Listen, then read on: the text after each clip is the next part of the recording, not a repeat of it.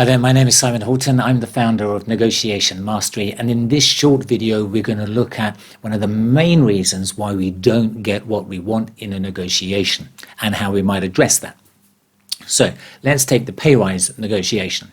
You're asking for a pay rise and you give lots of very good reasons why you deserve it. And 9 times out of 10, they say no. Not just pay rises, you ask for that discount and they say no. You ask for them to throw more in and they say no. Whatever it is, you might give many very good reasons to back it up, why you deserve it, and they still say no. Why? Because we're forgetting one very important thing. One thing that you can guarantee in that situation is that they will see it very differently to how you see it. You're going to have your perspective, your rationale, your evidence to back that up, and you'll think it's obvious, isn't it? And they're going to see it very differently. They're going to have a very different rationale. They're going to have their evidence to back that up, and they'll think that's obvious, isn't it? And then what we do is we go back to our rationale louder, and it doesn't work. What we need to do is we need to take the time to step into their shoes, understand how they see the situation, and then put our outcome in terms of their rationale. That's the only way it's going to get through. Anything else, and they're going to say, yeah, but you don't get it. There is a radio station, WII-FM. You may have heard of it. And that's what people are tuned into all the time. So if you want to get through to them, you have to broadcast on that wavelength. Otherwise, they won't hear you. What does WII-FM stand for? You may know already. It stands for What's in it for me? What's in it for me? That's what people are listening out for all the time. How can this help me? What is the benefit in it for me? How can I use it in my current situations? And if you want to get through to them, you need to put your message in terms of the what's in it for me for them. Now, they won't always tell you their rationale or their drivers.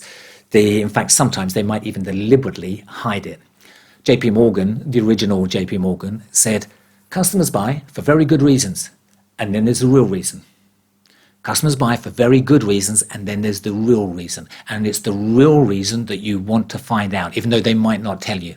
The good reasons are the kind of things that are very much on solid business grounds and everybody would consider worthy, but the real reason might be quite individual. It might be quite personal. It might be as simple as helping them look good in front of their boss or helping them look good in front of their client. If you can help them look good in front of their boss or their client, you have got leverage. It might be that it helps them get their New York posting that they're after. Again, if you can do that, you've got leverage.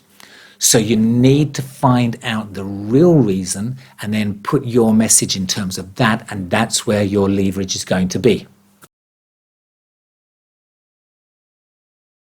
And sometimes you have to go even further. Sometimes you have to do the thinking for them and take them with you on that process. So I'll give you an example. A few years ago, I was working with the sales team of a large German manufacturing company. And one of the team was complaining that his customers didn't buy very intelligently. He said they always went for the cheaper Japanese product, which was cheaper in the short term, but more expensive in the long term. And he gave me lots of reasons why they would be better off buying his product, even though it was a little bit more expensive up front.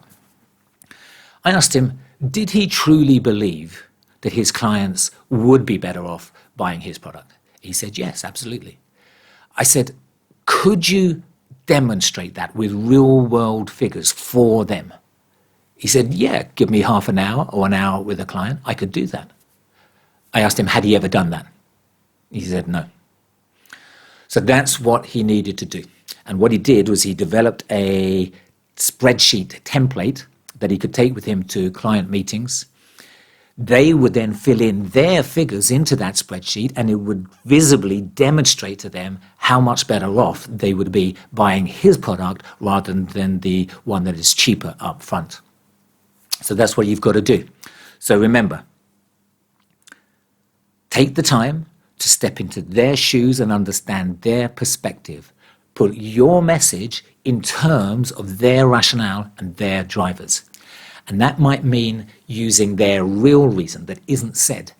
as opposed to the good reason which is said. And it could also be that you have to do the thinking for them and take them with you on that process. My name is Simon Horton. Do post a comment underneath this video. Do drop me a line at negotiationmastery.com, and I wish you the best of luck in all your negotiations.